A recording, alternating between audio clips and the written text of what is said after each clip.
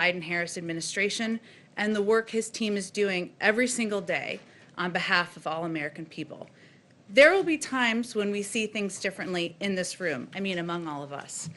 That's okay. That's part of our democracy, and rebuilding trust with the American people will be central to our focus in the press office and in the White House every single day. So we had a very busy and active day today, as you all know, but I wanted to take a moment to go through the 15 executive actions, or highlights of them, I should say, and some of the steps that the President asked agencies to take today. You should have all received copies of the executive orders as well as the accompanying fact sheets, but I want to take this moment to highlight them for the American public who are watching at home. To combat the deadly virus, the President launched his 100-day masking challenge, asking Americans to do their part and mask up for 100 days. He's doing his part as well, issuing a mask mandate that will require anyone visiting a federal building or federal land or using certain modes of public transportation to wear a mask. He signed an executive order reversing Trump's decision to withdraw from the World Health Organization. This will strengthen our own efforts to get the pandemic under control by improving global health. And tomorrow, we're not wasting any time, Dr. Fauci will participate remotely in the meeting of the World Health Organization as the U.S. head of delegation. President Biden also officially appointed a COVID-19 response coordinator, a position and team we had already previously announced, but made it official today, to create a unified national response to the pandemic. And he reestablished the national security team responsible for global health, security, and biodefense. The COVID-19 pandemic has triggered an almost unprecedented housing affordability crisis. He took immediate action to confront the crisis and asked relevant agencies to extend nationwide moratoriums on evictions and foreclosures. The pandemic has also increased the hardship on millions of Americans who owe federal student loans. In response, the President asked the Department of Education to extend the pause on student loan payments and interest. He rejoined the Paris Climate Agreement, putting the United States back in a position to exercise global leadership and advancing the objectives of the ambitious agreement. Sorry, hope you're comfortable. There's a few more. And a second broad executive order will roll back harmful regulatory reversals made by the previous administration to protect public health and the environment. This order protects our nation's treasures by reviewing the boundaries for several national monuments, places a temporary moratorium on all oil and natural gas leasing in the Arctic National Wildlife Refuge, and reestablishes the interagency working group on the social cost of greenhouse gases. He also launched a whole-of-government effort to advance racial equity and root out systemic racism from federal programs and institutions. He directed the Secretary of Homeland Security, in consultation with the Attorney General, to take all appropriate actions to preserve and fortify DACA, which provides temporary relief from deportation to Dreamers, young people who were brought to this country as children. The President also put an end to the Muslim ban, a policy rooted in religious animus and xenophobia. He signed a proclamation effective immediately, halting further funding or construction of the previous administration's border wall and terminating the so-called national emergency used to wastefully divert billions for wall construction. Also today, President Biden sent an immigration bill to Congress. The U.S. Citizenship Act modernizes our immigration system. It provides hardworking people who've enriched our communities and lived here for decades an opportunity to earn citizenship. The President's priority reflected in the bill are to responsibly manage the border, keep families together, grow our economy, address the root causes of migration from Central America, and ensure that America can remain a refuge for those fleeing prosecution. With that, I'd love to take your questions. Zeke, why don't you kick us off? Thanks, Jen. First off, congratulations. And one question about your role, you touched on this a little bit at the top, but when you were up there, do you see yourself, your primary role is promoting the interests of the President, or are you there to provide us the unvarnished truth so that we can share that with the American people?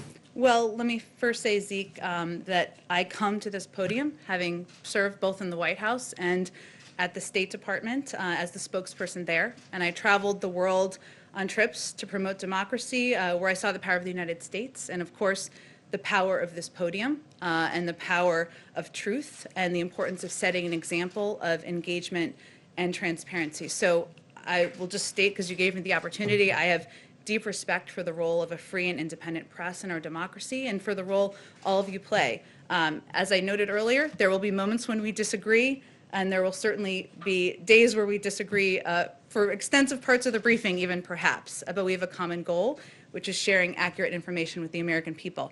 If the president were standing here with me today, he would say he works for the American people. I work for him, so I also work for the American people. But his objective and his commitment is to bring transparency and truth back to government, to share the truth even when it's hard to hear. And that's something that I hope to deliver on in this role as well.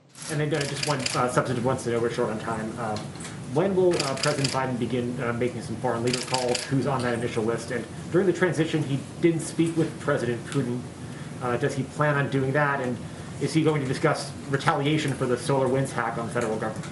Sure. Let me try to get to those. And I'll just note, since Zeke mentioned it, I know some of you have to get to another event this evening because we're not fully done with the day. So we will have longer briefings in the future, but we'll try to get to as many questions as possible. So his first call, foreign leader call, will be on Friday with Prime Minister Trudeau.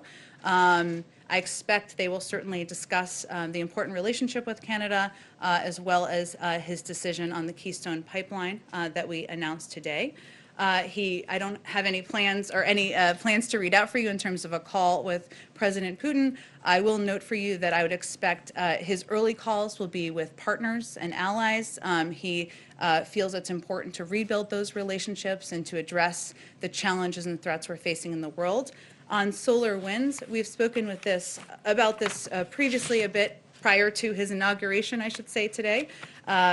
We are, of course, we reserve the right to respond at a time and a manner of our choosing to any cyber attack. But our team is, of course, just getting on the ground today. They're just getting onto their computers, so I don't have anything to read out for you or to preview for you at this point in time. Peter, go ahead. Jen, I have a question for you on policy. First, a quick housekeeping question. A short time ago, President Biden said that he received a very generous letter from President Trump. Of course, he said it was private. He said, I will not talk about it until I talk to him. Is President Biden planning to call now former President Trump? And is this White House working in any way to try to put the two in touch? Well, I think, Peter, that was a reflection of President Biden's view, and I was with him when he was reading the letter in the Oval Office right before he signed the executive actions, was that this is a letter that was private, as he said to you all. It was both generous and gracious, and it was just a reflection of him not planning to release the letter unilaterally, but I wouldn't take it as an indication of a pending call with the former president. Let me ask you on policy, if I can, quickly. You talk, obviously, your role is sort of in terms of delivering the best information to the American people on behalf of this White House. The battle for truth may be as tough a fight right now as is the battle against coronavirus. How do you and President Biden plan to combat disinformation that in many ways led to that assault we witnessed 2 weeks ago today on the Capitol? Well, I think, Peter, there are a number of ways to combat misinformation. One of them is accurate information and truth and data and sharing information even when it is hard to hear and even when it is not meeting the expectations of people at home who are desperate for this crisis to be over. We'll have more to share with you in the next few days, hopefully before the weekend, but what we plan to do is not just return these daily briefings Monday through Friday, not Saturdays and Sundays, I'm not a monster, but also to return briefings with our health officials and public health officials. We want to do those regularly in a dependable way with data shared with all of you and with the public so that they can also track progress we're making on getting the pandemic under control. As it relates to the cabinet, if I can quickly, we know President Biden's beginning without a single member of his cabinet confirmed. What is your understanding on how quickly those confirmations will happen, and when should we expect additional nominations and ambassadorships to be announced? Well, Peter, the desire to get his cabinet in place and get his team confirmed is front and center for the president. It is an issue, a topic he discussed with members of Congress from both the Republican and Democratic Party today during the course of the day and the course of events. I think as we were coming out here, Avril Haines should be on her way to confirmation. I don't know if it's officially happened yet, but she's on her way. We have prioritized getting our national security team in place, given the crises we're facing, given the importance of keeping the American people safe at this time. But we are eager for those to move forward quickly in the coming days. Ideally tomorrow, by Friday, we'd like to move them quickly. It's something that he is raising in his conversations, as we all are with members of Congress and their teams. Thank you. Thank you. Karen. Jen, has President Biden invited congressional leaders to sit down and talk about the COVID relief measure that he introduced? Well, he has been discussing the COVID relief measures, the entire package that has, as you know, unemployment insurance. It has relief and assistance for the American people. It also has money to reopen schools, which I know as a mother impacts all of us. But he has been discussing that with Democrats and Republicans since long before he was sworn in today. Today was a day where he had conversations about working together in terms of getting his team in place, on his agenda moving forward. But I expect he will be picking up the phone in the coming days and having more of those conversations. In terms of when he will meet in person, I will say soon, and we hope to have more of an update on that for you soon as well. Do you expect him to play in those negotiations? There was a lot of comments today about his familiarity with the Senate. How involved will he be in that process? He will be quite involved. There is the issue that he wakes up every day focused on is getting the pandemic under control. The issue he goes to bed every night focused on is getting the pandemic under control. This package is a pivotal step to doing that, and it has assistance for the American people to make that bridge financially. It also has essential funding for vaccine distribution. He will be very involved. He will not be the only one. We have a whole team here of senior staff, of course, but as you noted, he is not a stranger to the Senate. He served there for 36 years. Many of these people, many of the members on both sides of the aisle he served with over that time, and I expect he will be quite involved in the process. Go ahead, Jen. So, on this COVID relief package, Senator Romney was already saying to reporters today that he doesn't see a need for another virus relief package, and he's the kind of Republican vote you're likely going to be trying to get. So, how long are you willing to try to work to get Republican support before you decide to go through the budget reconciliation process instead? Well, as you know, because you all cover it, and as I've stated a couple times here today, we are in the middle of an urgent crisis in this country. It's not just impacting Democrats, it's impacting Republicans, it's impacting red states and blue states. And this plan is intended to address the suffering of the American people. So we hope, and frankly, we expect Republicans in Congress and Democrats too will support assistance that will bring relief to the people they represent. This is a conversation. He, of course, gave a primetime address, as you all know, last week. It seems like a long time ago, but it wasn't, to announce his specifics. And he has already had a number of conversations with Democrats and the Republicans. Those will continue. His clear preference is to move forward with a bipartisan bill. There's no question about it. But we are also not going to take any tools off the table for how the House and Senate can get this urgent package done. So we are only less than a day has he been President of the United States, but he is going to continue to work with members of both parties to get it done. Francesca, go ahead. Thank you, Jen. I do have a question about reopening schools, but I just want to pick up where she left off on that and note that Republicans, including Lindsey Graham, who's expected to be the Senate Budget Committee ranking member, have already said that the price tag on the president's proposal is too high for them. So is there any wiggle room on that number, and has he already begun negotiations with Mitch McConnell? Well, first, the package wasn't designed with the number 1.9 trillion as a starting point. It was designed with the components that were necessary to give people the relief they needed. So what's challenging is, what are you going to cut? Are you going to cut funding for vaccinations? Are you going to cut funding for unemployment insurance? Are you going to cut funding for reopening schools? But it was laid out as his proposal based on recommendations from economists, recommendations from health experts, and as you've also seen, there have been also an outpouring of support from everyone from Bernie Sanders to the Chamber of Commerce for the package and the components in it. But this is a discussion, it's a conversation, and he is no stranger to the process of bill making. So we're at the beginning of the process, and as we continue, there'll be conversations with members of both parties of what will be in a final package. And rarely does it look exactly like the initial package that is proposed. With regards to reopening schools, what level of vaccination in teachers or students or level of testing does the administration think would be appropriate in order to meet the target date that the president has set? This is a great question, and as I noted at the beginning, and as a mom myself, I want to know all the details as well. We're going to have more to share from our health experts in the coming days, and I will venture to get them in here to give you all a briefing on the specifics, but we really want to lean into them on their expertise on that front. Go ahead. I'll come right to you right next. Go ahead. President Biden promised to end all new oil and gas leasing on federal lands when he was a candidate. The order that you just mentioned that he signed today was much narrower than that. It's a temporary moratorium, and it only applies to ANWR. And there's some debate about whether he has the legal flexibility to even follow through with his full promise. Does the administration still have that commitment today to We end do, that leasing? and the leases will be reviewed by our team.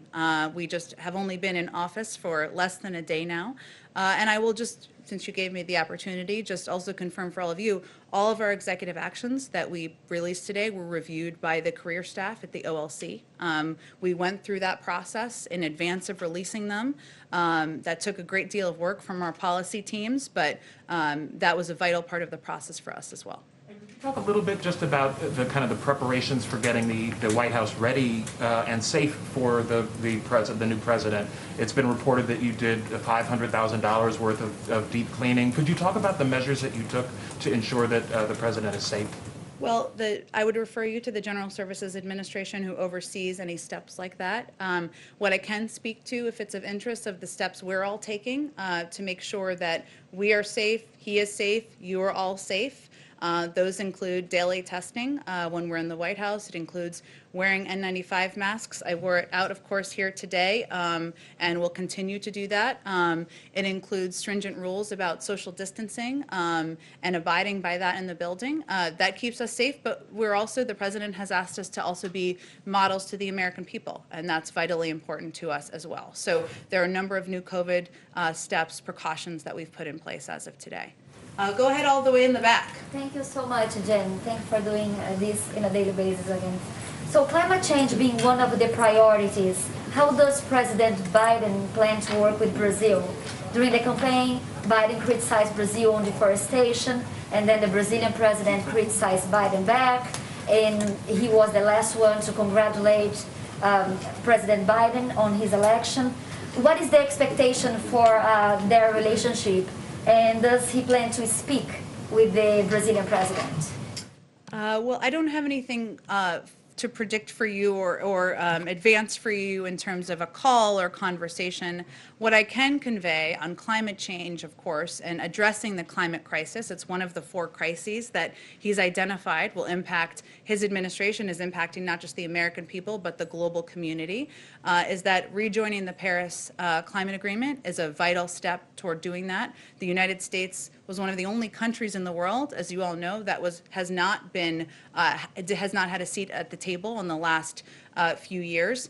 A little technical step there is we have submitted that to the UN Secretary General, and it will take approximately 30 days for that to take place. But I use that as an example because that's one step, but we also know that we need to be models here at home as we are addressing an issue like this. The United States continues to be one of the world's largest emitters of greenhouse gases, and we need to put in place policies and take steps here to address that as well. But I'm sure we'll have more to discuss on Brazil in the coming months. Go ahead right there. What are the next steps when it comes to Iran, and does the president have any plans to rejoin the nuclear deal? Well, the president has made clear that he believes that through follow-on diplomacy, the United States should seek to lengthen and strengthen nuclear constraints on Iran and address other issues of concern. Iran must resume compliance with significant nuclear constraints under the deal in order for that to proceed. I will say that, as I noted a little bit earlier, we would expect that some of his earlier conversations with foreign counterparts or foreign leaders will be with partners and allies, and that we would certainly anticipate that this would be part of the discussion. And then could you just give us some color about what it was like for him going into the Oval Office? He's been waiting for this for so long. What was his reaction? Well, I spent a little time with him earlier, and he had an incredible sense of calm, and a sense of some joy. Of course, he spent the day with his family and his grandchildren and his children, and that always has an impact, I think. He also said he felt like he was coming home. Remember, he spent 8 years here as the vice president, playing an important role as a partner to President Obama. And, that was the emotion that overtook him today. He's also eager to get to work. He was asking questions about policy and COVID and what's next. And that also reflects his desire to roll up his sleeves and get going. Let's see. I'm sorry, I told you I was going to ask you. I just skipped over you. Go ahead. Right. I'll take it now. So if President Biden wants a theme of his presidency to be unifying the country, does he think that Nancy Pelosi and Chuck Schumer should drop a potentially divisive Senate impeachment trial?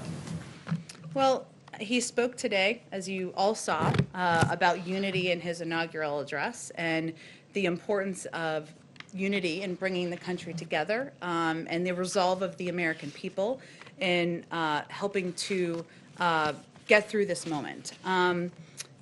We are confident, though, that just like the American people can, the Senate can also multitask, and they can do their constitutional duty while continuing to conduct the business of the American people. And his view is that the way to bring the country together is to address the problems we're facing. And so that means getting this COVID relief package through, having Democrats and Republicans take a serious look at that and have conversations with each other about how to move it forward. And he's going to leave the mechanics, the timing, and the specifics of how Congress moves forward on impeachment to them. And a quick follow-up. On President Trump's inauguration day, he filed the paperwork to run for re-election, same day. Does President Biden have any plans to do that today, late, or in the coming days? I will say, having talked to him today, his focus is not on politics. It is on getting to work and solving the problems of the American people. And as he noted on the campaign, he will wait until sometime into his first term to speak more about his political plans moving forward. Go ahead. Yeah, thank you, Jen. The president pledged today to repair alliances. Has he planned his first foreign trip yet? Wow, we're only 7 hours in here. You're ready for the foreign trip. I'm ready too. I don't have any details on a foreign trip to lay out for you at this point in time. Hopefully we will at some point in time. Go ahead all the way in the back. Yeah, hi, congratulations on your new position. Owen Jensen with EWTN Global Catholic Network. Two big concerns for pro-life Americans. The Hyde Amendment, which of course keeps taxpayer dollars, as you know, from paying for abortions, Medicaid abortions, and the Mexico City policy, which under the previous administration they expanded to keep tax dollars from overseas paying for abortions. So what is President Biden planning on doing on those two items right now? Well, I think we'll have more to say on the Mexico City policy in the coming days. But I will just take the opportunity to remind all of you that he is a devout Catholic and somebody who attends church regularly. He started his day attending church with his family this morning, but I don't have anything more for you on that. Go ahead. Yeah, as president-elect, he talked about the possibilities of using the Defense Production Act to ramp up the production of vaccines. Having looked at more data, does he still feel that's necessary? Was that included, for example, in anything that he signed today? We'll stay tuned. We'll do this again tomorrow, and there may be more specifics to share on plans on COVID tomorrow. I expect there will be, including more details on the Defense Production Act. He absolutely remains committed to invoking the Defense Production Act in order to get the supply and the materials needed to get the vaccine out to Americans across the country, and remains committed to his goal of getting 100 million shots in the arms of Americans in the first 100 days. Go ahead. Thank you very much. president talked movingly about unity today.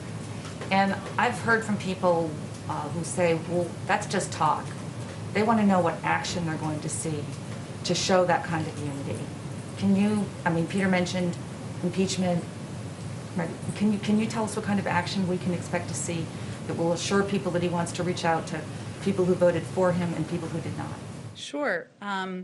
Well, first, I think anybody who has covered President Biden for some time or worked for him or spent time with him knows that he is somebody who always sees the optimistic side of working with people who may disagree with him, people across the aisle, and that has long been his commitment and desire through his many decades in public service.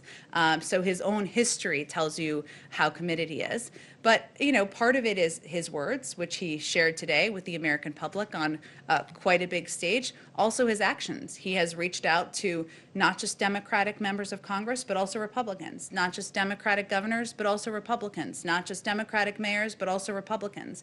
And he said today in his speech, the biggest platform most presidents have through the course of their presidency, that he will govern for all Americans. And, you know, that of course has to be backed up by actions as you conveyed, but he's going to venture to do that in every policy he pursues, every engagement he has, because he feels if we can come together, we'll be a stronger country. Go ahead. Jen, will you see a death penalty moratorium under this administration? The president, as you know, has stated his opposition to the death penalty in the past. That remains his view. I don't have anything more for you in terms of future actions or mechanisms, though. I'll circle back if there's more I can share with you. On a lighter note, will he keep Donald Trump's Air Force One color scheme change? This is such a good question. I have not had the opportunity to dig into that today, given the number of executive actions, orders, the inauguration, a few things happening. I will venture to get you an answer on that, and maybe we can talk about it in here tomorrow. Jen, just one quick one before we let you go. Just following on Peter's question, does President Biden believe that President Trump needs to be held accountable for the Capitol insurrection a couple of weeks ago? And does that accountability require that President Trump be barred from holding future federal office? Well, Zeke, you know, he has spoken very firmly and fiercely, publicly, about his views of the horrific events on January 6th. And he has also, of course, spoken with members of Congress about that, as you all know. But he is going to leave it to members of Congress to carry out their constitutional duty and determine what the path forward is and what the mechanisms are going to be, what the process will be, and what the timeline will be. Certainly, he ran against Donald Trump because he did not think he was fit to serve in office long before the events of January 6th. He is here today because he decided to run against him, but we're focusing on moving forward. We're focusing on addressing the issues facing the American public, and as you know, that means we're focused on our COVID package. Go ahead. If I can follow up on that a little bit, Jen, is the president being updated, first of all, on the progress of the FBI investigation? And we know the FBI is leading the investigation into the assault on the Capitol. Does President Biden have confidence in FBI Director Wray? Well, Peter, as you noted, there's an ongoing investigation, which we certainly support. I'm not sure that he has received an update today on anything about the investigation, but we certainly support those ongoing, and we will, I'm sure, be receiving updates in the days ahead. Does he have confidence in the FBI Director? I think I have not spoken with him about specifically FBI Director Wray in recent days, Peter, but I'll circle back with you if there's more to convey. Jen, the president did not mention the word Trump in his inaugural address today. What was the intention behind not making any direct reference to his predecessor in that speech? Well, I think the intention was to make the speech not about any individual, elected official, any current president, former president, but make it about the American people and the moment we're facing in history right now, the struggles that millions of Americans are facing who don't have jobs, the fear people have about the health of their grandparents and their cousins and their brothers, and to make it more about the strength of the American people when they come together and not about any individual. But as you saw in his speech, it was forward-looking. It was not meant to look back on the past. Go ahead. How does President Biden plan to recover the United States image around the world, and what is his priority globally? Well, his priority is first rebuilding our partnerships and alliances around the world and regaining America's seat at the global table. And you can see that is evidenced in his rejoining the Paris Climate Agreement, rejoining the World Health Organization, his plans to engage with partners and allies and work together to address many of the threats and issues we're facing around the world. But I think that is what you will see as his focus in the weeks ahead. Thank you, Jen. Thank you, Zeke. Thanks, Jen. Thank you, everyone. Let's do this again tomorrow. Thank you, Jen. Thank you, Jen.